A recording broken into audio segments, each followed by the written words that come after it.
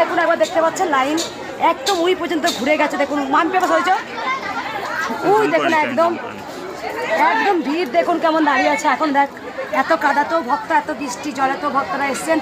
এবার আমি অর্ধেক শেষ করেছি ভক্ত, সকাল সকাল চলে এসেছি, আবার অর্ধেক টানবো। তারপরেও দেখবেন 22টা করে বাস আছে শনিবার মঙ্গলবার, আজকেও এই এত ভক্ত দেখবো, তারপরেও ভক্ত আসবে কিন্তু।